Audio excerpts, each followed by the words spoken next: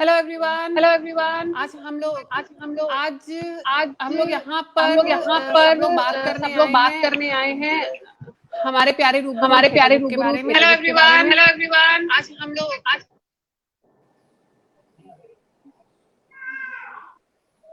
सपना, technical error आ रहा है थोड़ा सा ना, वॉइस इको आ रहा था थोड़ा सा मेरे तभी मैंने म्यूट। बहुत ज्यादा अटक की वीडियो आ रही है, प्लस अपनी आवाज 3 बार सुनाई दे रही है। अभी ठीक है? अभी ठीक है? हम वेट कर रहे हैं अपने हमारी गेस्ट का। हमारी जो आज की गेस्ट है, हमारी शख्सियत है, उनका इंतजार कर रहे हैं। जैसे वो आती हैं हम अपना प्रोग्राम शुरू करते हैं, उनका इंतजार कर रहे हैं।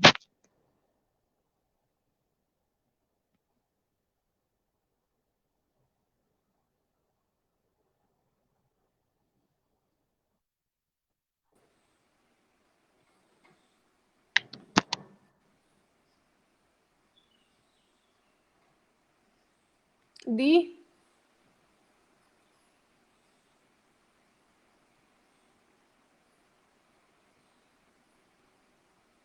हेलो,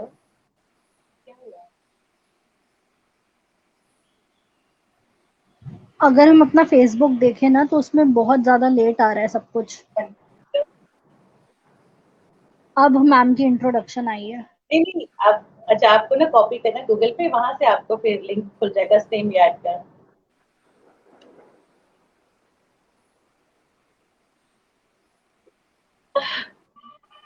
ठीक है। काजल दी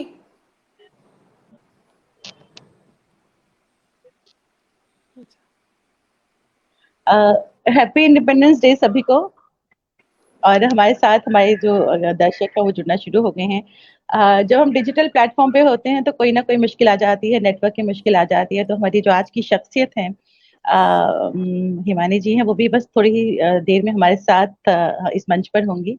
तब तक हम थोड़ा सा इंतजार करते हैं। सपना, अगर आप कुछ कहना चाहती हैं या वत्सला आप कुछ कहना चाहती हैं तो you are most welcome to say something. हम लोग तो ईगरली वेट कर रहे हैं अपनी गेस्ट का आज, बिकॉज उनका जो आइकॉनिक पूरा जर्नी रही है उनकी लाइफ की, उसके बारे में हम लोग काफी लोग जानते हैं। हम लोगों ने उनको बड़ी स्क्रीन पर इतनी बार देखा है, इतनी आइकॉनिक मूवीज में देखा है। तो ऑब्वियसली अब उनके मुंह से ये सारी बातें खुद सुनेंगे तो एक अलग ही तरीके का हमारे लिए एक्सपीरियंस होगा। बिल्कुल। सपना, आप क्या कहेंगी? और मैं काजल दी का बहुत ज्यादा थैंक्स करना चाहती हूँ कि हम लोग सोच भी नहीं सकते थे कि हम लोगों को इतना कुछ सीखने को मिलेगा इस प्रोग्राम की वजह से। और thanks to Kajal di, thanks Rubaru. और आज मुझे यहाँ लाने के लिए लाइव, उसके लिए भी बहुत बहुत थैंक यू। आभा, क्या कहोगी आप? मैं सबसे पहले तो आपको थैंक यू कहूंगी, आपने हमें मौका दिया कि हम खुद शख्सियत से मिलके उनके साथ कुछ दर्शकों के सवाल पूछ पाए। साथ ही साथ मैं जितने भी दर्शक हैं उन्हें बता देना चाहती हूँ कि जैसे आज हमारे साथ शख्सियत जुड़ रही है, वैसे ही अब हर रोज हमारे साथ कोई ना कोई बड़ी हस्ती जुड़ेगी।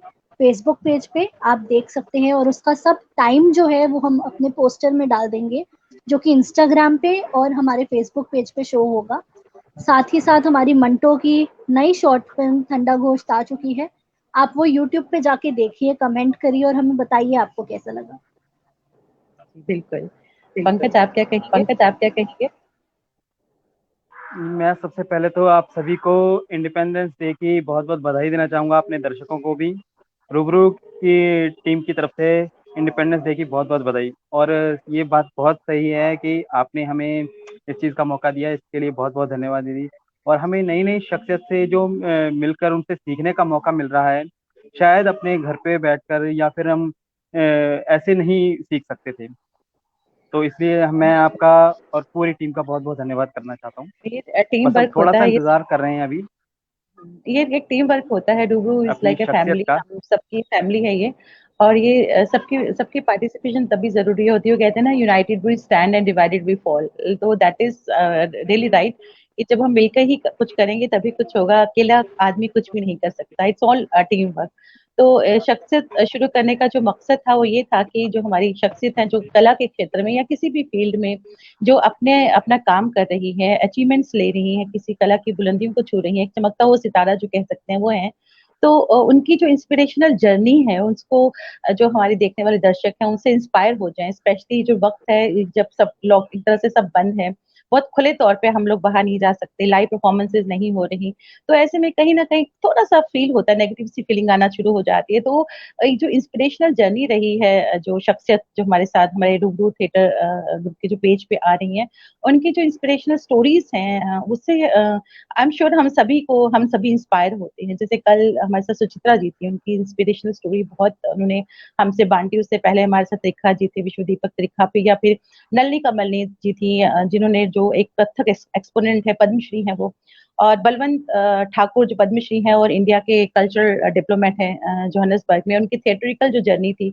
उन्होंने हमसे शेयर की, और बहुत सारी शख्सियत हमसे जुड़ती रही हैं, संगीत के क्षेत्र में भी हमसे जुड़े हैं, मंजू वजीर हमसे जुड़ी हैं, मीर सरवत जो एक नाम है वो जुड़े हैं, सलीम, बहुत सारे लोग हमारे साथ जुड़ते रहे हैं। आगे आने वाले जो है उनमें से हमारे साथ सोनाली डोगरा एक अच्छी जानी मानी सिंगर है, बडिंग सिंगर है, लेकिन बहुत नाम है उनका, वो हमारे साथ जुड़ेंगी। हमारे साथ बहुत सारे लोग जुड़ने वाले हैं, डॉक्टर प्रताप सहगल एक नाम है, रंग नाटककार हैं बहुत बड़े। तो इस तरह की बहुत सी तमाम हस्तियां हमसे जुड़ेंगे, उनकी जो इंस्पिरेशनल जर्नी है उनसे हम रूबरू होंगे, उनसे हमको सुनने को मौका मिलेगा, उनकी जो सफर है उनका इस फील्ड में, उनसे हम बात करके उस सफर को हम जानेंगे। मीनवाइल आप में से कोई जो दर्शकों ने बहुत सारा हम लोगों को लिखा, कोई अगर इनको पढ़ ले तो बहुत अच्छा होगा, जो हमसे जुड़ रहे हैं। We are really thankful to you. आप पढ़ लीजिए।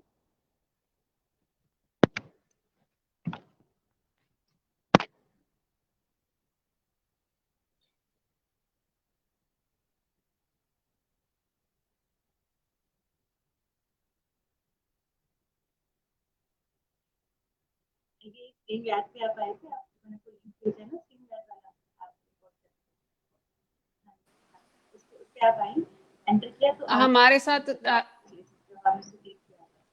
एंटर ब्रॉडकास्ट लिस्ट पे आपने अपना नाम लिखना और एंटर ब्रॉडकास्ट लिस्ट में आ जाना, तो हम आपको लाइव ले आएंगे। उसका टाइम होता है, मतलब लिमिटेड टाइम। जब तक हमारे साथ हमारी गेस्ट जुड़ रही हैं, मैं आपको ये भी बता देना चाहती हूँ कि रूबरू एक वर्कशॉप शुरू कर रहा है, एक्टिंग वर्कशॉप बच्चों के लिए, जिसका नाम संडे क्लब है, और साथ ही साथ हमने अपना फर्स्ट बैच ऑलमोस्ट स्टार्ट कर दिया है एडल्ट वर्कशॉप की। तो जो भी अपने बच्चों को इनरोल करवाना चाहते हैं वो रजिस्टर करवा सकते हैं। और इस संडे इंस्टाग्राम पे हमारा talk with the cast show होगा थंडा घोस्ट की कास्ट से, तो इंस्टाग्राम पे जरूर देखिएगा 7 बजे। जी बिल्कुल आपा, बहुत अच्छी इन्फॉर्मेशन दी है आपने। सपना, आप क्या कहेंगी?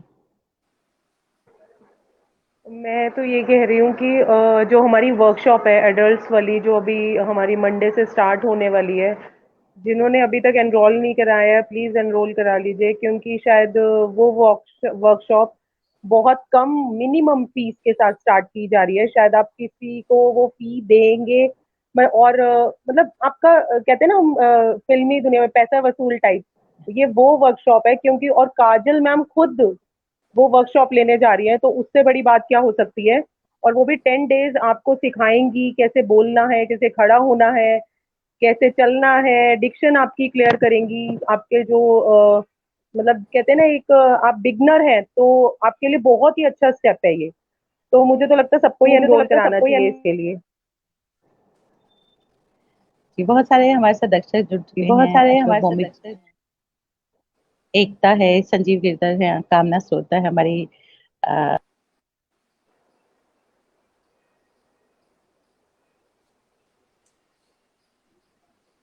शायद से कोई टेक्निकल इशू हो गया है, पर कोई नहीं। तब तक मैं आपको जैसे सपना जी ने कहा वर्कशॉप के बारे में, उसका मैं एक प्लस पॉइंट भी आपको बता देती हूँ कि अब हम लोग अपने गेस्ट का स्वागत कर लेते हैं। जी जरूर। तो हमारे साथ राजीव जी हैं, पूजा है, पंकज है, संध्या, अशोक जी हैं, एकता नाथ, कामना, विनीत ठाकुर, आप सबका स्वागत है हमारे साथ ज्वाइन करने के लिए। एंड हमारी शख्सियत अभी ज्वाइन ही करने वाली है, तो उसके बाद फिर हम आगे की बातचीत करेंगे। तब तक आभा, आप प्लीज इंफॉर्मेशन दे दीजिए सारी जी बिल्कुल। तो हम वर्कशॉप की बात कर रहे थे, जैसा सपना जी ने बताया, तो उसी में एक प्लस पॉइंट ये है कि जो भी वो वर्कशॉप करेगा उनकी एक शॉर्ट फिल्म भी शूट होगी घर से बैठे बैठे, क्योंकि अभी कोरोना काल है तो हम बाहर नहीं निकल सकते, बट फिर भी पूरे प्रिकॉशंस के साथ घर पे बैठे बैठे वो अपनी एक शॉर्ट मूवी बनाएंगे और उस मूवी को हम यूट्यूब पे रिलीज करेंगे। तो आपको ना ही सीखने का मौका थियोरेटिकली मिल रहा है, बट प्रैक्टिकल के थ्रू भी मिल रहा है।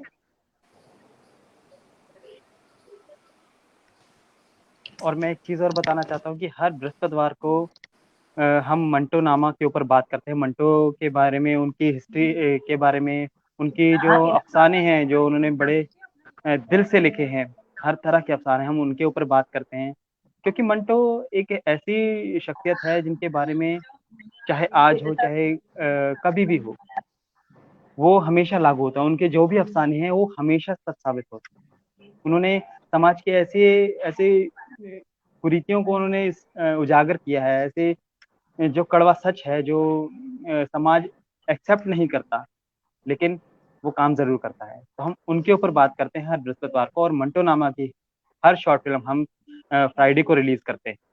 तो आप जरूर देखिए हमारे यूट्यूब चैनल पर, रूबरू थिएटर ग्रुप के यूट्यूब चैनल पर। सपना जी, आप कुछ बोलना चाहेंगे? पंकज ने ये बात ठीक की कि मंटो की स्टोरीज हमें मतलब सोसाइटी का सच बताती हैं कि मतलब आजकल भी शायद वो सब चीजें जिंदा है, हम लोगों के बीच में ही कई चीजें ऐसी होती हैं जो हम मंटो की स्टोरी में पढ़ते हैं, कहानियों में देखते हैं, वो आज भी कहीं ना कहीं जिंदा है। तो सबको एक ना आईना दिखाता है उनकी स्टोरीज, और ये बात और उन्होंने बहुत पहले लिखी हुई थी ये स्टोरीज, और अगर हम आज भी वो पन्ने उठा के देखें तो कई बार लगता है कि वो हम उसी दुनिया का हिस्सा बन जाते हैं, कुछ देर के लिए हम भूल जाते हैं कि हम क्या हैं। तो इस तरह से मतलब जी बहुत अच्छा लगता है उनकी स्टोरीज पढ़ के।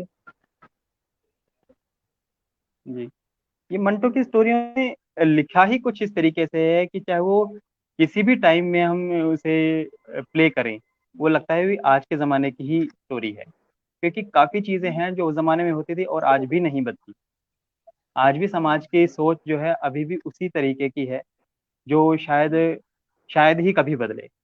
औरतों को लेकर ख़ास तौर से आज भी ज़माने की जो सोच है वो वैसी की वैसी है।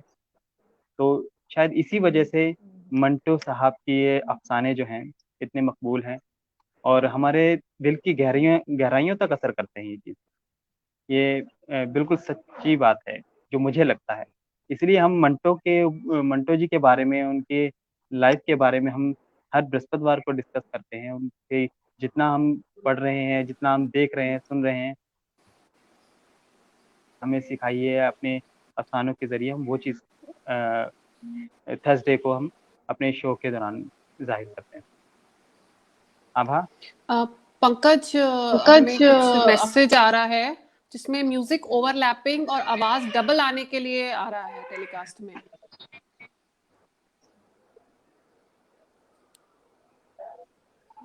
पंकज? हाँ जी। पंकज, कुछ मैसेजेस आ रहे हैं चैट में हाँ जी, हाँ जी, जिसमें मैं यहीं पे हूँ। हाँ, उसमें ये आ रहा है कि प्रोबब्ली आवाज डबल आ रही है जब ब्रॉडकास्ट हो रहा है।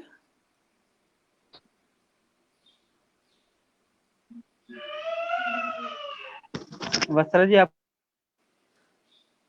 हाँ पंकज, ब्रॉडकास्टिंग के टाइम पर दो बार आवाज जा रही है।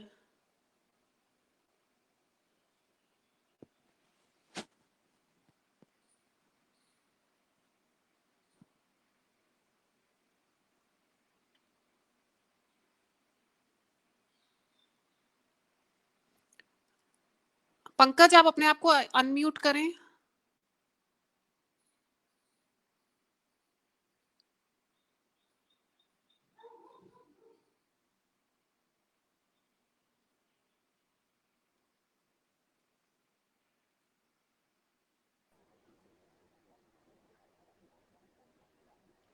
आभा?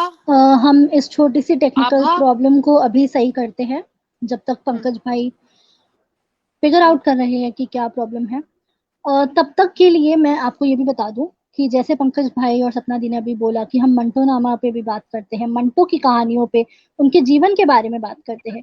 तो अगर आप लोगों को लगता है कि आप में से कोई मंटो के फैन है, या फिर आपने बहुत ही ज्यादा उनकी कहानियां पढ़ी हुई है और हमारे रूबरू के यूट्यूब पेज पे देखा है अगर आपने वीडियोस सारी, और अगर आप भी अपने व्यूज और मंटो के बारे में शेयर करना चाहते हैं हमारे साथ लाइव आके, तो आप हमें फेसबुक पेज पे या इंस्टाग्राम पेज पे मैसेज कर सकते हैं, जिसके थ्रू आप और हम, ये जो हमारा मंटो नामा का शो होता है, उस पे हम ऑडियंस के सामने आके इस बारे में बात कर सके।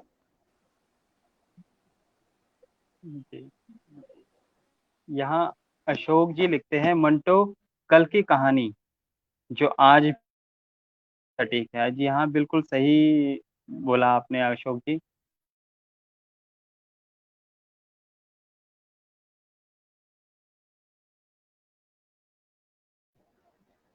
कुछ ही देर में हमारे साथ हमारी गेस्ट जुड़ जाएंगी। तब तक आप अपने जितने भी क्वेश्चंस हैं जो आपको उनसे पूछने हैं, वो हमारे कमेंट सेक्शन में लिख सकते हैं, ताकि जब वो आए हम आपके सवाल उनसे पूछ सके। और आज हमारा 7 बजे भी एक और शख्सियत है। आशा करती हूँ कि आप वहां भी आएंगे, देखेंगे, और आपको बहुत कुछ सीखने को मिलेगा।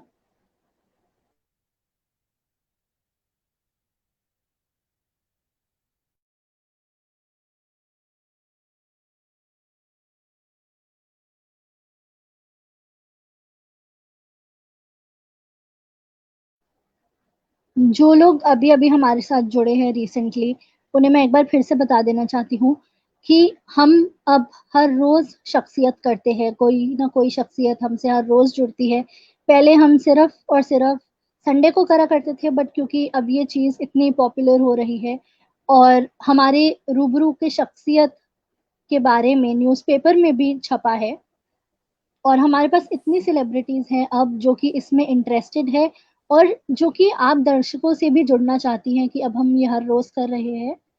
और साथ ही साथ हर फ्राइडे हमारे यूट्यूब पेज पे मंटो नामा की एक शॉर्ट मूवी आती है, जो कि आप देख सकते हैं। इस हफ्ते ठंडा घोस्ट रिलीज हुई है, जिसमें मनाल सईद और त्रिविद है, आप देखिए। साथ ही साथ इन दोनों से हम बात करेंगे हर संडे इंस्टाग्राम पे टॉक विद द कास्ट में, जिसमें ये अपनी जिंदगी के बारे में बात करेंगे, और साथ ही साथ अपनी शॉर्ट फिल्म के बारे में। एंड सबसे अच्छी बात इन शॉर्ट फिल्म्स के बारे में ये है कि ये सारी फिल्म्स अपने घर में बैठ कर के सबने शूट करी हैं, और मंटो को समझा है, मंटो की राइटिंग को समझा है, एक एक कैरेक्टर को लिटरली अपने अंदर उतारा है, उसके बाद उसको प्रेजेंट करा है, which was actually a very challenging job for everybody. But बहुत ही अच्छे तरीके से हमारी पूरी टीम ने उसको परफॉर्म किया है। काफ़ी सारी मूवीज़ ऑलरेडी रिलीज़ हो चुकी हैं, आगे और भी रिलीज़ होंगी, तो आप प्लीज़ स्टे ट्यून रहें उसके साथ हमारे रूबरू पेज पर, एंड देखें कि किस तरीके से एक्टर्स ने अपनी पूरी मेहनत करी है, अपने आप को लॉकडाउन में अपनी पूरी एनर्जी और अपनी कला का इस्तेमाल करके उन्होंने कितनी अच्छे तरीके से अपने आप को प्रेजेंट करा है। बिल्कुल। सपना दी, मैंने ऐसा सुना है और हमें एक्चुअली में पता भी है कि आपकी जो डॉटर है वो भी वर्कशॉप करना चाह रही है और उन्होंने भी एनरोल किया है। तो जैसे आप एक मदर है, तो आप बाकी माओ हाँ को, जी। बाकी लोगों को क्या बताना चाहेंगे कि ऐसा क्या आपने देखा जो आपके बच्चे ने इसके लिए एनरोल किया? मेरी बेटी ऑलरेडी एनएसडी की वर्कशॉप्स कर चुकी है, तो वो काफी दिन से कोई अच्छी वर्कशॉप ढूंढ रही थी। तो जब रूबरू ने ये वर्कशॉप निकाली तो इससे बेटर क्या है, क्योंकि मैं ऑलरेडी रूबरू के साथ कितने सालों के साथ सालों से जुड़ी हुई हूँ। तो मुझे लगा ये बेस्ट अपॉर्चुनिटी है उसके लिए, क्योंकि काजल भी खुद सिखाने वाली है। और इससे बेटर क्या हो सकता है कि बाद में वो शॉर्ट फिल्म भी करेगी, क्योंकि उसने अभी तक कैमरा एक्टिंग में कुछ भी नहीं किया है। मतलब लाइक जो भी किया है थिएटर में, stage shows, NSD, Hindi academy के साथ किया हुआ है। लेकिन उसके बाद वो एक्सपीरियंस भी उसके लिए नया है। तो बहुत कुछ सीखने को मिलेगा इस वर्कशॉप से। तो इससे हिमानी जी, Yeah, last time बहुत I was, बहुत yeah. ये टेक्निकल चीजें होती रहती हैं, और जब डिजिटल हाँ प्लेटफॉर्म पे हम काम करते हैं ये होता ही रहता है, क्योंकि हम लोग लाइव शो करने वाले लोग हैं, थिएटर करने वाले लोग हैं, तो कहीं ना कहीं तो ये जो डिजिटल चीजें हैं हमारे लिए कहीं ना कहीं नई हैं। तो बहुत बहुत स्वागत है आपका हमारे इस शो में, बहुत बहुत स्वागत है। थैंक यू तो थैंक यू। बहुत सारे लोग हमारे साथ जुड़े हैं जो सुनना चाहते हैं आपको। तो ये जो हमारा शो है इसका मेन मकसद ये है कि जो कला से जुड़े हुए चमकते सितारे हैं, जिन्होंने स्ट्रगल करके एक मकाम पर पहुंचे हैं, उनकी जो इंस्पिरेशनल स्टोरीज हैं, जिनसे यंग थिएटरिस्ट या ये कला के क्षेत्र में जो यंग लोग जाना चाहते हैं उनको एक इंस्पायर मिले, इंस्पिरेशन मिले। तो इस शो का मकसद यही है। तो शुरुआत करते हैं कि आपकी जो जर्नी रही है, आपका जो सफर रहा है इस कला के क्षेत्र में, किस तरह के चैलेंजेस आपको फेस करने पड़े, तो वो सारा हम चाहेंगे आप हमारे दर्शकों के साथ शेयर कीजिएगा। वेल मैंने अपनी जर्नी शुरू करी थी, उस टाइम उत्तर प्रदेश का था। एक छोटा सा शहर है देहरादून, बहुत खूबसूरत सा। उसमें मैं स्कूल में जब पढ़ती थी तो मैंने थिएटर की शुरुआत की। और लेकिन ये उन दिनों की बात है कि आप सोच ही नहीं सकते थे कि आप थिएटर को अपना प्रोफेशन ले सकते हैं। तो मैं भी जैसे और स्टूडेंट्स थे और पढ़ने में अच्छी थी, तो मैं साइंस लेती रही और साइंस में पढ़ती रही और साथ में थिएटर भी करती रही, और एक्टिविटीज, डांस और डिबेट्स वगैरह वैसे थिएटर करती थी। जितने भी स्कूल प्लेज है उनमें भाग लेती थी। और फिर मैंने बीएससी किया और एमएससी किया, तो मैं एमेच्योर थिएटर ग्रुप में काम करती थी। और जब मैं एमएससी कर रही थी तो एक एनएसडी के कुछ लोग आए, वर्कशॉप ऑर्गेनाइज की, तब मुझे पता चला। ये करीब 35 इयर्स बैक की बात है, तो उस वक्त एनएसडी का इतना नाम नहीं था। तब मुझे पता चला कि एनएसडी नाम की एक संस्था है जो कि आपको बाकायदा थिएटर में ट्रेन करती है। तब मैंने तय किया कि मैं एनएसडी ज्वाइन करूंगी। और जब मैंने अपने घर वालों को बताया, क्योंकि उसी दौरान मुझे मैं जैसे आपको बोला कि मैं साइंस पढ़ रही थी, क्योंकि तो मैं एमएससी ऑर्गेनिक केमिस्ट्री, और मुझे स्कॉलरशिप भी मिल गई थी उस दौरान एमएस अब्रॉड स्टडी करने के लिए। तो सब लोगों को ये था कि सब बड़े इम्प्रेस थे कि भाई चलो हमारी बेटी जा रही है अमेरिका, पढ़ कर आएगी। तो जब मैंने बोला कि भाई मैं तो दिल्ली जा रही हूँ एनएसडी, तो एक तरह का मॉम था। तो और ये उस समय की बात है जब कोई सोच ही नहीं सकता था, यूपी का यूपी था, तो सब थिएटर वालों को भांड या नौटंकी के रूप में ही देखते थे, कोई इज्जत वाला प्रोफेशन नहीं माना जाता था उस वक्त। तो सब लोग बड़े मतलब सब लोगों ने मेरा बड़ा मुझे समझाया, धमकाया, डराया। और लेकिन फॉर्चुनेटली मेरे पिताजी वो खुद एक राइटर थे और वो खुद भी प्लेस वगैरह करते थे, तो उन्होंने मेरा साथ दिया। उन्होंने बोला बेटा तुम पढ़ के आ जाओ अमेरिका और देख लो, तो बाद में थे कर लेना तुम थिएटर। तो मैंने पापा से यही बोला कि पापा हो सकता है जब मैं 40 साल की हो जाऊं तो मेरे पास बहुत पैसा हो, और लेकिन मेरे मन में एक मलाल ना रहे कि मैं मेरा एक सपना था जो मैं नहीं पूरा कर पाई। तो तब मेरे पिताजी, फॉर्चुनेटली मेरे पिताजी बड़े समझदार किस्म के व्यक्ति थे, तो उन्होंने मेरा साथ दिया और मैं एनएसडी चली गई। और फिर वहां से ट्रेनिंग के दौरान जो स्ट्रगल रहती है, फिर क्योंकि अब सबसे रिवोल्ट करके आए थे तो घर तो वापस जा नहीं सकते थे, और थिएटर में कोई ऐसी संभावना भी नहीं थी उस दौरान कि आप उससे अपनी आजीविका गुजार चुके हैं। बस एक ही वो था कि या तो आप बम्बई चले जाएं, लेकिन मेरा फिल्मों में उस वक्त कोई इंटरेस्ट नहीं था। और या आप वहाँ एनएसडी की रेपेटरी कंपनी थी तो वो आपको कुछ पैसे देती थी। उस वक्त अप्रेंटिस बन गई वहाँ 600 रुपए में, और किराए का एक मकान लिया रेलवे क्वार्टर्स में। तो ऐसे थिएटर में मेरी जीवन चलता रहा। इस बीच में मुझे एक धारावाहिक भी ऑफर हुआ। हम लोग जब पहली बार बन रहा था, लेकिन उसकी शर्त ये थी हफ्ते में 2 बार आता था। आजकल तो डेली सोप्स चल रहे, तो एक हफ्ते में 2 बार आना मतलब कि आपको अपना थिएटर छोड़ना पड़ेगा। तो उस वक्त मेरी मनस्थिति ऐसी नहीं थी, मैंने कहा क्या थिएटर छोड़ू, बिल्कुल नहीं। तो मैंने वो नहीं किया, उसमें चुटकी का रोल ऑफर हुआ था। ऐसे में थिएटर करती रही अप्रेंटिस से, धीरे धीरे C grade, B grade, A grade, वहां की लीडिंग एक्ट्रेस बन गई रेपेटरी की। काफी सारे अच्छे नाटक किए। और उस दौरान जब मैं शोज कर रही थी तो रेपर्टरी है कि सब जगह टूर करती है, तो हम लोग बम्बई भी आए। तो यहाँ पर एक सीरियल बन रहा था फिर से, हमराही। तो उनका उसको भी लिखा मनोज श्याम जोशी ने था, जो कि हम लोग लिख चुके थे। तो कुंवर सिन्हा और ज्योति सिन्हा उसके प्रोड्यूसर डायरेक्टर थे। तो उन्होंने पूछा कि कोई भाई एक्ट्रेस अच्छी है दिल्ली में? तो उन्होंने बोला है तो एक हिमानी शिवपुरी, पर पूछ लो, थोड़ी सी पागल है वो, पहले तो मना कर चुकी है, लेकिन एक बार। तो ये दंपत्ति आए, इन्होंने मेरे 3-4 प्रोडक्शंस थे, मित्रों मरजानी था, अजहर का ख्वाब था, और सूर्य के अंतिम, 4-5 रोल थे मेरे अलग अलग किस्म के। तो दे वर क्वाइट इम्प्रेस्ड। तो उन्होंने मुझे कहा कि आप करेंगी। तो अब मेरी मनस्थिति थोड़ी सी चेंज हो गई थी, क्योंकि 10 साल हो गए थे, now I become the leading actor. तो ये होता है हर एक्टर के दिमाग में कि अब क्या। तो ये जब देवकी भौजाई का रोल मुझे ऑफर किया, और मुझसे ज्यादा मेरे हस्बैंड उस वक्त वो जीवित थे, तो उन्होंने, वो ज्यादा कीन थे, उनको भी रोल ऑफर हुआ, तो उन्होंने बोला चलो चलो बम्बई चलते हैं, बम्बई चलते हैं। तो हम लोग आ गए बम्बई उस सीरियल करने के लिए। और खैर वो सीरियल हुआ, और जब सीरियल खत्म हुआ तो बस फिर काम ही था, फिर से शुरुआत की। तो ये सब स्ट्रगल करना पड़ा। फिर हम आपके कौन मैंने करी, फिर डीडीएलजे, और फिर फिल्मों का सिलसिला हो गया। तो चलता रहा। स्ट्रगल ऐसी थी। जी जी। एक बहुत अच्छी बात आपने कही कि आपने मास्टर्स की, एमएससी की है आपने केमिस्ट्री में। तो जी। आजकल आम देखा जाता है कि जो यंग थिएटर्स की अगर बात करें, वो पढ़ाई को, बहुत आम सी बात है कि छोड़ के सिर्फ थिएटर करना चाहते हैं। तो आप क्या कहेंगे कि बेसिक स्टडीज जो है वो कितना जरूरी है? बहुत जरूरी है, क्योंकि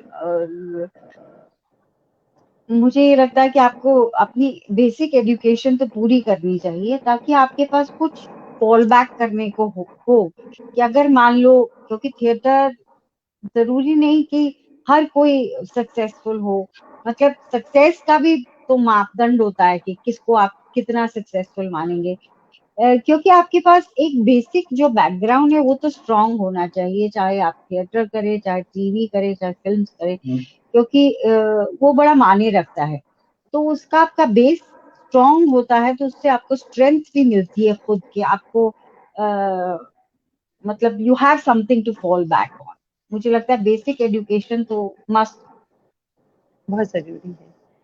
तो अगर आपकी इंस्पिरेशन की बात करें, आप अपनी इंस्पिरेशन किसको मानती हैं इस जर्नी में,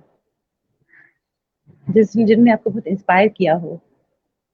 आई have not been inspired by one, hmm, एक कोई स्पेशल पर्सन नहीं, पर हर हम्म, मतलब इंस्पिरेशंस बदलती गई। मेरे पहले इंस्पिरेशन तो मेरे पिताजी थे, क्योंकि वो भी बहुत अ, वो हम लोग पहाड़ी थे, वो गांव से भाग कर आए थे, and he stood on his own feet, and उन्होंने खुद को एडुकेट किया। पहले इंस्पिरेशन तो मेरे पिताजी थे। और फिर जब हम लोग एनएसटी में आए तो बहुत सारे एक्टर्स थे, मनोज सिंह, सुरेखा सीकरी, उत्तरा बावकर, इनको देखकर हम लोग इंस्पायर होते थे। और नसीरुद्दीन शाह और ओमपुरी साहब, ये हमारे इनसे भी हम इंस्पायर होते थे, और मतलब अभी भी होते हैं। तो दीज आर दी, इनमें एक एक्टर नहीं। और जब फिल्म्स देखने लगी तो बहुत सारे एक्टर्स थे जिन्होंने इंस्पायर किया, जिनकी परफॉर्मेंसेस थे। तो सबसे एक थोड़ा थोड़ा आदमी नहीं कह सकते, जरूर सबसे इंस्पायर। एक सवाल आपसे, पंकज का एक सवाल है, पंकज चुग का। वो लिखती हैं कि हिमानी दी, you have intensive training for a decade, how would you narrate the experience and importance of training to a performer? कि ट्रेनिंग कितनी जरूरी है? ट्रेनिंग बहुत जरूरी है। पंकज, आपका नाम पंकज है? पंकज चुग है हाँ, उनका नाम। अच्छा जी। पंकज। हाँ जी। Pankaj, training is very important. क्योंकि हम लोग ये क्यों इग्नोर करते हैं कि कई लोग एक्टिंग या थिएटर या फिल्म्स को बहुत फ्रिवलिसली लेते हैं। ये भी एक कला है। और जैसे हम्म, कि म्यूजिशियन को, सितार वादक को हम्म, ट्रेनिंग की और प्रैक्टिस की जरूरत होती है, रियाज की, तो उसी तरह एक थिएटर प्रैक्टिशनर हो या फिल्म के एक्टर हो, उसको भी ट्रेनिंग की जरूरत होती है। ट्रेनिंग आपको एक आपकी कला को, आप में निखार- टैलेंट तो होना चाहिए, लेकिन वो जी ट्रेनिंग से आपकी टैलेंट को तराशा जाता है, उसको एक शेप मिलती है और आपको एक तरीका आता है कैसे एक्ट, अगर आप एक्टर हो तो आप कैसे अपने किरदार को कैसे समझ सकते हैं, कैसे उसमें प्रवेश कर सकते हैं, कैसे उसमें उसको परफॉर्म कर सकते हैं। अगर आप डायरेक्शन में जाना चाहते हैं तो आप कैसे ओवरऑल पिक्चर कैसे प्रेजेंट करेंगे। तो ट्रेनिंग तो बहुत मस्त होती है। और ये मुझे लगता है कि ये सवाल अब मुझे लगता है कि अभी तक पता नहीं क्यों खत्म क्यों नहीं हुआ कि ट्रेनिंग की जरूरत है कि नहीं है। ऑफ कोर्स वो पहले की बात अलग थी। आई एम नॉट सेइंग कि बिना ट्रेनिंग के अच्छे एक्टर नहीं होते, क्योंकि मीना कुमारी और ये जो यूसुफ साहब दे लेजेंडरी एक्टर्स, या वहीदा जी, लेकिन इनका भी ट्रेनिंग इन्होंने वर्क के द्वारा ट्रेन किया अपने आप को। क्योंकि एक्टर है, मैं सिर्फ एक्टर, क्योंकि basically I am an actor and theatre की मैं डायरेक्टर भी हूँ। तो आप ट्रेन हर आपका काम आपको हर काम आपका एक ट्रेनिंग प्रोसेस होता है। आप कोई भी रोल करते हैं तो that is also training process. तो ये पहले ये सब नहीं थे इंस्टीट्यूशंस, एनएसटी या एफटीआई, या अब तो नेशनल स्कूल ऑफ ड्रामा के अब तो स्टेट्स में भी खुल चुके हैं। तो जब ये इंस्टीट्यूशंस हैं अवेलेबल तो आप क्यों नहीं इनका फायदा उठाते? क्यों आप ठोकर खा खा के सीखना चाहते हैं? जिंदगी में वैसे ही बहुत ठोकरें खानी है।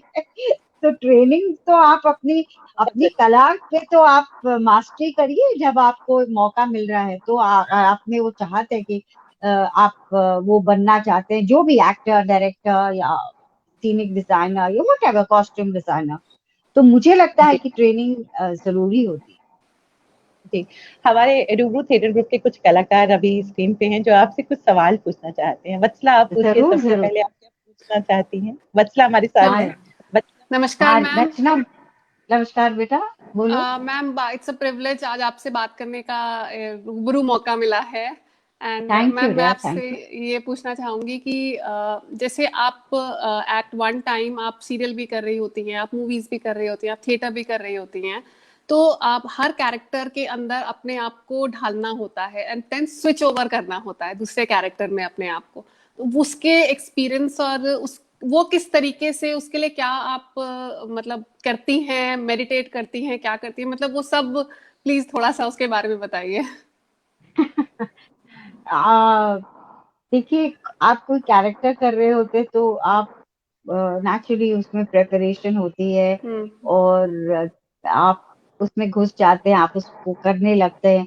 और जब आप एक ऐसी स्थिति में पहुंचते हैं, जैसे आप बोले कि आप मैं फिल्म भी कर रही थी और टीवी भी कर रही थी और थिएटर भी कर रही थी, तो ये एक I think you got to, आप अपने आप को ट्रेन करते हैं कि कैसे आप, क्योंकि पहले क्या होता था जब मैं एमएसडी में गई थी तो एक मुझे याद है कि मैं एक नाटक कर रही थी, चेरी ऑर्चर्ड, एम के रैना जी इसका डायरेक्शन कर रहे थे, मैं रेनेस काय करो। तो मतलब मैं दिन रात उसी में डूबी रहती थी, वो साइमन यास्की की बुक पढ़ के, how to be into the character. तो मतलब सोते जागते उसी कैरेक्टर में।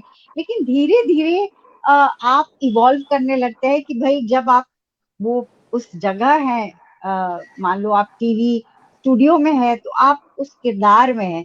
और जैसे ही आप अपने मेकअप रूम में आते हैं तो आप वो कैरेक्टर का चोगा उतार देते हैं, आप वो कैरेक्टर को उतार देते हैं। जैसे आप अपना कॉस्ट्यूम बदलते हैं वैसे ही आप नॉर्मल बन जाते हैं।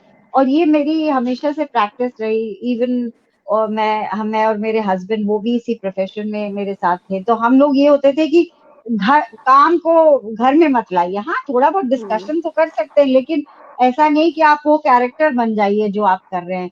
तो वो कैरेक्टर स्टूडियो में या थिएटर के रिहर्सल में, ऑडिटोरियम में हम जब तक है तो पूरा उसके प्रति समर्पित है। लेकिन वहां से जैसे ही आप आए ग्रीन रूम में, आपने कॉस्ट्यूम्स निकाले, the character goes and you become Himani Shivpuri. फिर हिमानी शिवपुरी फिर जाती है टीवी स्टूडियो में और टीवी का जो है तो स्क्रिप्ट लेके मैं उस कैरेक्टर में घुस जाती हूँ। और फिर बाद में जब मेकअप निकाला, कॉस्ट्यूम निकाली, तो ये तो ऐसे ये यू नेचुरली आगे एक्सपीरियंस के साथ आप वो टेक्निक डेवलप कर लेते हैं कि आप कैरेक्टर में घुसते हैं और फिर वो कैरेक्टर जब खत्म हो जाता है। हालांकि कभी कभी बड़ी मुश्किल रहती है कि कोई आप इमोशनल करते हैं तो वो आपके आपको लिंगर होता है। तो कभी कभी तो तकलीफ होती है, पर that is part of the life. और ग्रेजुअली जैसे जैसे आपकी प्रैक्टिस बढ़ती जाती है, इट इज वेरी इजी कि आप वहां तक वो कैरेक्टर है। हालांकि कहना बहुत आसान है, लेकिन कभी कभी होने लगता है कि अभी मैं जैसे आजकल एक डेली सोप कर रही हूँ, हप्पू की उल्टन पलटन, उसमें एक हम लोग बुंदेलखंडी भाषा बोलते हैं। तो कभी कभी क्या होता है कि मैं वो सेट पे आप इतना बोलते हैं कि कभी कभी रियल लाइफ में भी वैसे बोलने लगते हैं, तो अपने आप को रोकना पड़ता है, अरे नहीं ये मैं क्या कर रही हूँ। तो अपने आप पे लगाम तो लगानी पड़ती है, कभी कभी आप बह जाते हैं, but it is a practice. आप प्रैक्टिस से ही सब कुछ होता है। जी। Thank you ma'am. Sapna, You're आप welcome, dear. सवाल, आपका कौन सा सवाल है? वेलकम मैम, थैंक नमस्ते। You dear. मैं सपना नमस्कार। हाय मैं मेरा सपना। सवाल ये है मैम। Hello ma'am. मेरा सवाल ये है मैम कि आजकल जब जनरेशन यंग जनरेशन जाती है ऑडिशंस देने, और वो एक या दो ऑडिशंस के बाद अपने आप को फेल्ड मानने लगते हैं कि हम तो कर ही नहीं पाएंगे, शायद हाँ हमारी लाइफ इसके साथ जुड़ी ही नहीं है, या थिएटर हमारे लिए बना ही नहीं है। तो ऐसे में आप यंग जनरेशन को क्या मैसेज देना चाहेंगी मैम? यंग जनरेशन को मैं ये मैसेज देना चाहूंगी कि फेलियर से कभी भी घबराना नहीं चाहिए, क्योंकि failure is part of it. ये इट्स लाइक लाइफ ना, आप हर बार तो जीत नहीं सकते। तो you should be prepared for failure. और कोई बात नहीं, एक ऑडिशन में आप फेल हो गए तो वो कोई आखिरी ऑडिशन थोड़ी, अगले ऑडिशन में जाइए उसी एंथुजियाज्म के साथ। और ये सिर्फ यंग लोगों के साथ नहीं होता, आप घबराइए मत, हम लोगों के साथ भी बहुत बार ऐसे ही होता है। So we have to mentally condition ourselves. और क्योंकि कलाकार का जो स्ट्रगल है वो कभी खत्म नहीं होता, ये बात तो कहनी पड़ेगी। It is not a job like कि आप इंजीनियर हैं या डॉक्टर हैं तो आप फिर सीनियर, जैसे सीनियरिटी होती है तो आपकी पोस्ट बढ़ती जाती है। यहाँ पर कलाकार को हर बार जब वो स्टेज पर उतरता है तो उसका टेस्ट है। पहला प्ले उसका बहुत सक्सेसफुल हुआ होगा कुछ नहीं, लेकिन हर कलाकार का जो उसकी फ्रेश रचना है वो उसका टेस्ट होता है। चाहे वो थिएटर एक्टर हो, चाहे वो गायक हो, चाहे फिल्म का एक्टर हो। पिछली फिल्म उसकी सुपर हिट हुई होगी, लेकिन ये शुक्रवार को अगर ये फिल्म पिट गई तो उसको पिटा हुआ घोषित कर देते हैं। तो उसको दोबारा से अपने आप को रिवाइव करना पड़ता है। You should be prepared for it.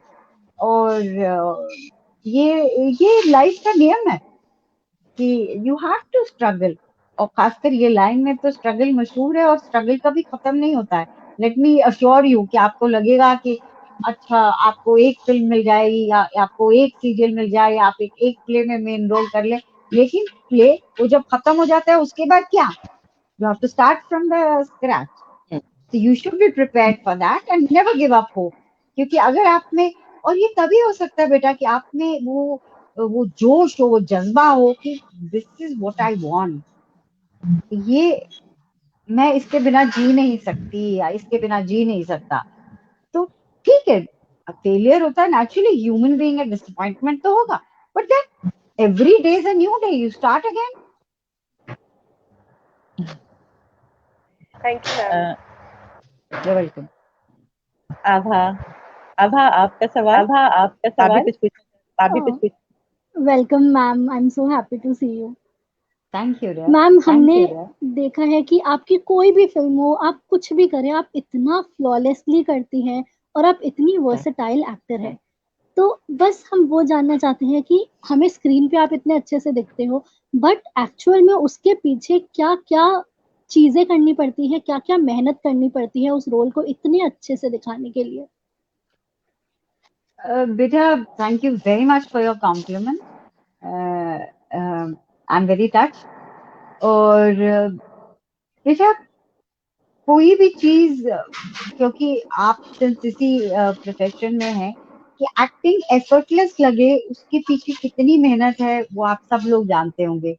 कि इतना, और वो my days in my theatre help me, क्योंकि एक प्ले के लिए आपको पूरा 1 महीना लगता है, आप रिहर्सल करते हैं, रियाज करते हैं, तो वो एक प्रिपरेशन होता है। एंड माय इयर्स जो कि मैंने मंडे हाउस दिल्ली में गुजारे हैं, उन्होंने मेरी बहुत मदद की है, क्योंकि टीवी में तो आपको बिल्कुल समय नहीं मिलता है, और फिल्म में अगर आप लकी हैं तो कभी कभी समय मिल जाता है, कभी कभी समय मिल जाता है, लेकिन हर बार नहीं आपको समय मिलता है, तो लेकिन क्या होता है कि जैसे कि एक क्लासिकल सिंगर होता है, तो वो उसकी ट्रेनिंग में वो इतना एक्सपर्ट हो जाता है कि वो जब परफॉर्म करता है तो दैट इज स्पॉन्टेनियस, तो वो ही स्पॉन्टेनिटी आती है, लेकिन उस स्पॉन्टेनिटी के पीछे इतना सालों का रियाज होता है, इतने सालों की रिहर्सल्स होती है, तो ये हेल्प करती है अपने आप में। I think if the more you better you become, जितना आप थिएटर करेंगे, जितना आप जो भी काम कर रहे हैं, जितना आप करेंगे, तो उतनी ही आपको उस काम में महारत हासिल होती जाएगी। Thank you ma'am. You're welcome. Pankaj. नमस्कार मैम। नमस्कार पंकज, आपको इंडिपेंडेंस डे की बहुत बहुत बधाई हो। आपको भी और सब। मेरा ये सवाल है कि जैसे कि आपने बहुत सारे करेक्टर प्ले किए हैं, आपने बहुत सारे टीवी सीरियल भी किए हैं, फिल्म्स भी किए हैं, तो आपको सबसे ज्यादा चैलेंजिंग आपका करेक्टर कौन सा रहा और सबसे ज्यादा पसंदीदा कौन सा रहा, जिसमें आपको बहुत ज्यादा चैलेंज महसूस हुआ हो? आपने फॉर्चुनेटली या अनफॉर्चुनेटली सिर्फ मेरे फिल्म्स और टेलीविजन में मुझे देखा है, लेकिन मैंने जो हाँ जी। थिएटर में रोल्स किए हैं वो बहुत चैलेंजिंग थे। थिएटर में तो मैं मानती हूँ कि मोस्ट चैलेंजिंग रोल जो मैंने किया था वो था मित्रो मरजानी का। वो एक कृष्णा सुक्ति के उपन्यास पर आधारित है, और वो एक बड़ी बेबाक औरत है, मिडिल क्लास, और बहुत बोल्ड कैरेक्टर था उस टाइम पे। अबाउट 25-30 इयर्स बैक वो रोल करना मेरे लिए बड़ा चैलेंजिंग था। और वैसे तो हर रोल जो मैं करती हूँ दैट इज अ चैलेंज, क्योंकि कोई भी आप नया किरदार करते हैं वो अपने आप में एक चैलेंज होता है, तो हर किरदार जो भी मैंने किया है वो अपने आप में चैलेंज है। चाहे वो मैंने अगर आप टीवी की बात करेंगे तो मेरा पहला जो सीरियल जिसकी मैं बात की, देवकी भौजाई का कैरेक्टर, वो अपने आप में चैलेंज था, तो मैंने उसको पूरा बाकायदा वर्क किया कि ये कैसे बोलेगी, ये कैरेक्टर कैसे चलेगी, क्या पहनेगी, और तो वो एक चैलेंज था। फिल्मों में तो कई रोल्स मेरे बहुत चैलेंजिंग थे, जितने भी मैंने किए, चाहे वो अंजाम का कैरेक्टर हो मेरा, या फिर वास्तव में मेरे सिर्फ 2 सीन्स थे जिसमें मैं एक कोठे वाली बनती हूँ in charge, but it was very challenging. या आप हम आपके कौन का मेरा कैरेक्टर ले, या डीडीएलजे का कैरेक्टर ले, तो एवरी रोल अपने आप में एक चैलेंज प्रेजेंट किया है मुझे हमेशा, और मैंने उसको एज अ चैलेंज लिया है और उसको फिर इंजॉय किया है। तो all my roles I really enjoy and been challenged by them. Vinita ji हमारे साथ जुड़ी हैं, आकाशवाणी से हैं। वो लिखती हैं कि I remember seeing you pics in Sarika a magazine long back. You were introduced as upcoming actress and those black and white pictures are still in my memory. ये आपके अरे लिए थैंक लिखती यू हैं। So much. Black and white pictures की अपनी एक mystery और खूबसूरती होती है जी। बिल्कुल बिल्कुल। ये जानना चाहूंगी कि थिएटर जो है ये बहुत बहुत डिवाइन है, बहुत एक इट्स लाइक मेडिटेशन। तो थिएटर एंड फिल्म्स आप किसको मानती हैं कि जो आपका जीने का जो सलीका है वो आपको सिखा देता है, एक तरह से आपकी पर्सनैलिटी को बिल्कुल चेंज कर देता है, तो आप क्या कहेंगी थिएटर और फिल्म्स में की अगर तुलना की जाए तो आप क्या अनुभव आपका रहता है? देखिए, दोनों विधाएं हैं हम्म। अलग अलग, और दोनों ही अपने आप में डिवाइन हैं। और theatre for me personally has been my first love, जिसको कहते हैं पहला प्यार। तो वो होता है कि पहला प्यार आप कभी नहीं भूलती। तो मैं मतलब बार बार थिएटर में वापस जाती रहती हूँ, क्योंकि मुझे लगता है थिएटर मेरे अपने आप में जैसे कि एक आप किसी स्पा में जाते हैं रिजुविनेट होने के लिए, ऐसे मैं रिजुविनेशन के लिए थिएटर करती रहती हूँ बीच बीच में, फिल्म्स और टीवी के बीच में, क्योंकि दोनों अपने आप में डिवाइन है, फिल्म्स भी, क्योंकि फिल्म्स आपको एक दे गिव यू मतलब आपको फिल्म शाश्वत है, मतलब it is can't be destroyed. लेकिन थिएटर आजकल तो खैर डिजिटलाइज हो रहा है, तो या कुछ अगर आपने रिकॉर्ड कर लिया हो, लेकिन थिएटर इज उसके क्या होता था, थिएटर की आपने थिएटर किया और वो ऑडियंस के लिए, और थिएटर शो खत्म हो गया तो वो प्ले भी समाप्त हो गया। लेकिन फिल्म क्या होती है, इट लिव्स ऑन। तो दोनों की अपनी खूबसूरती है। I enjoy both. ये पूछना चाहूंगी कि एक कलाकार के लिए थिएटर करना कितना जरूरी है? जो यंग जनरेशन हमें देख रही है, यंग थिएटर्स देख रहे हैं हमें, तो कितना जरूरी है थिएटर करना आगे जाने के लिए, कि मुंबई जाना चाहते हैं, अपना करियर बनाना चाहते हैं, तो उनके लिए थिएटर करना कितना जरूरी बहुत जरूरी है, क्योंकि थिएटर से जैसे मैंने कहा कि रियाज आपको मिलता है, यू ट्रेन योरसेल्फ।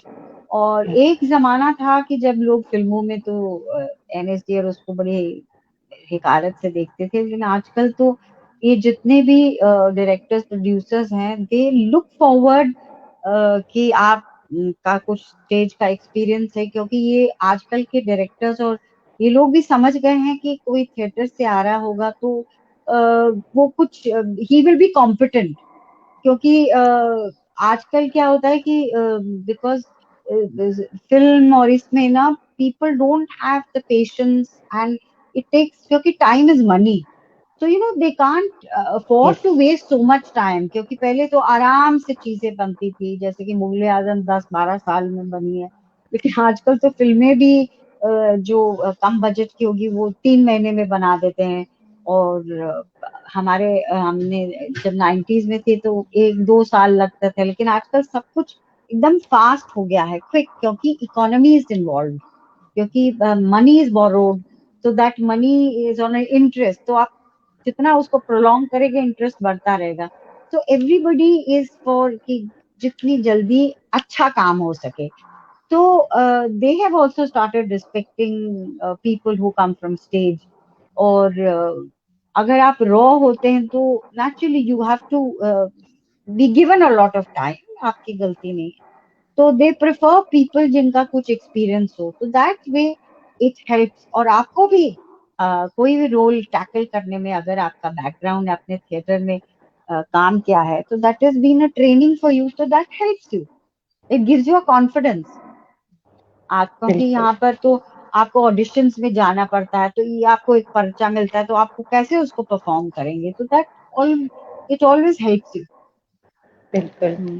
अ, आपकी जर्नी से रिलेटेड, ड्रामा स्कूल से रिलेटेड कोई ऐसा इंटरेस्टिंग वाकया, इंस्पिरेशन, जो आपको लगे बहुत इंस्पिरेशनल रहा है आपके लिए, आप शेयर करना चाहेंगे? अगर कोई ऐसा कोई वाकया हो, एंड आई एम श्योर कि जरूर होगा। नहीं नहीं, बहुत सारे वाक्य हैं, आई डोंट नो विच कौन सा मैं आपसे शेयर करूं। आई थिंक एक बार हम जब देयर सो मेनी इंसिडेंट्स, क्योंकि जो हमारा गोल्डन पीरियड वो एनएसडी का था, अ, मतलब so many incidents, I don't know. मुझे याद है हम लोग विद्या सुंदर, जो कि मेरा पहला नाटक था, जब मैंने एनएसडी में प्रवेश लिया था, तो बीवी कारन जी उन्होंने डायरेक्ट किया था, मैं विद्या का रोल करती थी। और भारतेंदु का नाटक है, सब गाने और नाच, और हम लोग उज्जैन में कर रहे थे, और उज्जैन में कालिदास समारोह होता है, तो तो वहां पर जो ऑडियंस आई, मतलब अपार समूह। हम लोग तो पहले एनएसडी में तो there was a restricted audience, तो अपार समूह, और लोग गद्दे पे बैठे हुए, छोटे छोटे बच्चे आए हुए, जैसे कि मेले में होता है। So that was an amazing experience. और एक और उससे मुझे एक और बात याद आई कि हम लोग रेpertory में जब हम लोगों ने एक नाटक प्रिपेयर किया था ओथेलो, उसको फ्रिट्ज बेनेविट्स जर्मन डायरेक्टर है, उन्होंने डायरेक्ट किया था। मैं डेस्डेमोना कर रही थी और नामदेव जी ओथेलो कर रहे थे। तो हम रेpertory में क्या होता था, we used to go to different states, क्योंकि गवर्नमेंट स्पॉन्सर है, तो मतलब सिटीज में भी जाते थे और अंदर गांव में भी जाते थे, इंटीरियर्स में। तो बैंगलोर, बॉम्बे, कलकत्ता, वहां तो जाते ही थे। लेकिन बीच में भी एक बार हम लोग गुजरात के किसी गांव ईडर में शो कर रहे थे ओथेलो का।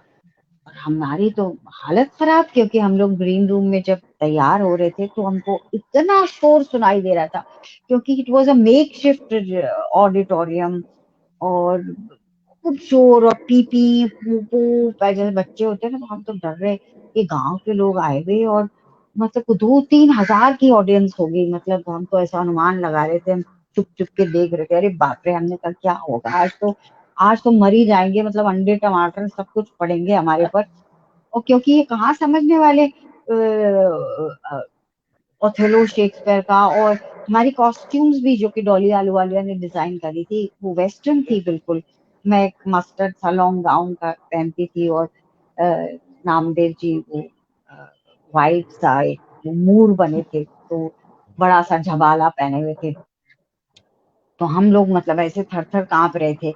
लेकिन जैसे नाटक शुरू हुआ, धीरे धीरे वो सब शोर एकदम साइलेंट हो गया। There was pin drop silence, और मतलब ऑडियंस मंत्रमुग्ध होकर वो नाटक देख रही थी। वो अपने आप में बड़ा हम्बलिंग एक्सपीरियंस था कि हम सोचे थे गांव वाले क्या शेक्सपियर समझेंगे, लेकिन जितनी अच्छी ऑडियंस हमें वो गांव वालों की थी, हमारे को मुंबई, कलकत्ता, बैंगलोर, दिल्ली में ऐसी ऑडियंस मिली ही नहीं।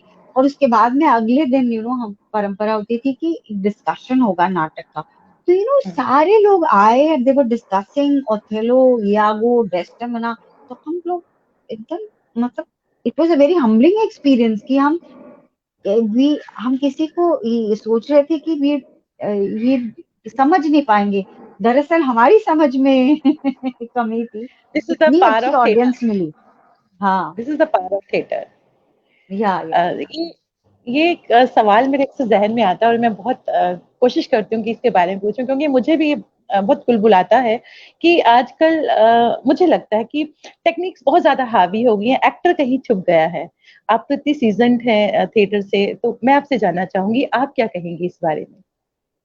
बहुत ज्यादा देखिए, टेक्निक्स आ गई हैं। बिल्कुल टेक्निक कुछ हद तक काम करती है, लेकिन वो टेक्निक ऐसी होनी चाहिए कि दिखनी नहीं चाहिए। यू हैव टू, मतलब मैं ये कह रही हूँ कि एक हाथ उठना,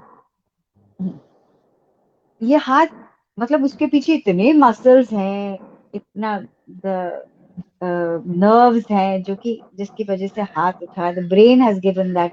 लेकिन ये सब दिखाने का, समझाने का नहीं, इट शुड बी कि मतलब कैरेक्टर में उठ गया, तो उसके पीछे जो वो है वो ऑडियंस को समझ नहीं आना चाहिए।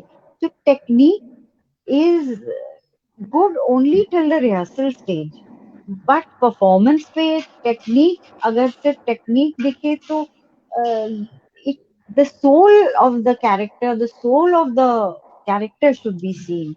और मतलब ये हर एक्टर के बीच में को has to undergo this, actor क्या डायरेक्टर भी। और क्योंकि जब हम एनएसडी से निकलते हैं या इंस्टीट्यूशन से निकलते हैं, तो सबसे पहले तो हमको टेक्निक भूलनी पड़ती है, क्योंकि आपको you have to forget it and you got to start afresh.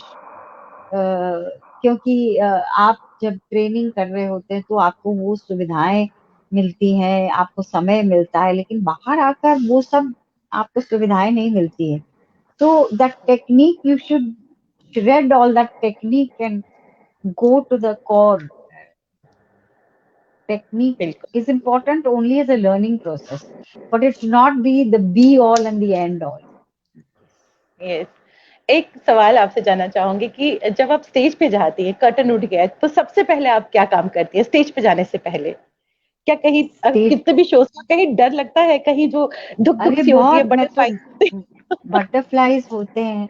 मैं स्टेज पे जाने से पहले तो आई सबसे पहले तो मैं प्रणाम करती हूँ स्टेज को, and I pray to God, मतलब शिव जी कला के देवता है, मतलब आई प्रे टू गॉड कि मैं, ये जो ऑडियंस आई है मुझे देखने को, तो इनको मैं, I don't let them down, it's a prayer that I do all the time.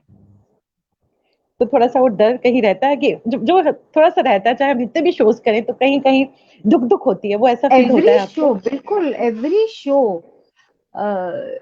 Show, जितनी बार भी मैंने शो किया, I been very nervous before, लेकिन हाँ धीरे धीरे जैसी परफॉर्मेंस स्टार्ट होती है, देन आप कैरेक्टर में बह जाते हैं, हो देन इट जाता becomes, everything becomes very natural and relax. Thank you Himani ji, thank you. और चलते चलते आप हमारे जो दर्शक हमें देख रहे हैं, जिसमें यंग बच्चे भी हैं, क्या कहेंगे? मैं यही कहूंगी, एक तो सबको आज हैप्पी इंडिपेंडेंस डे, और ये मैं कहूंगी कि if you have a dream तो आप यू गो फॉर इट, और रास्ते में कोई भी प्रॉब्लम्स आए, हिकअप्स आए, तो उनसे घबराइएगा मत। ये पार्ट ऑफ लाइफ है और ये आते रहेंगे, लेकिन यू कैरी ऑन। आपने जो सपना देखा, आपका जो पैशन है, उसको आप फॉलो कीजिए, और छोटी छोटी जो हिकअप्स आते हैं या छोटी छोटी ठोकरें जो मिलते हैं, उनसे बिल्कुल मत घबराएं, क्योंकि आप जो चाहते हैं वो आपको जरूर मिलेगा, प्रोवाइडेड कि आप उसको शिद्दत से चाहें। बिल्कुल, शिद्दत एंड और ऑल द पैशन बेस्ट। बहुत जरूरी Yes, है। and all the thank you best. Ma'am. And there are no shortcuts. You have to work hard. Yes, that is very important, that is very very important. आपका passion, आपकी शिद्दत, that is very important. Thank you Himani ji, thank you, thanks Thank you. For It's a coming. pleasure. Okay, thank then. You, Bye bye. Thank, bye bye.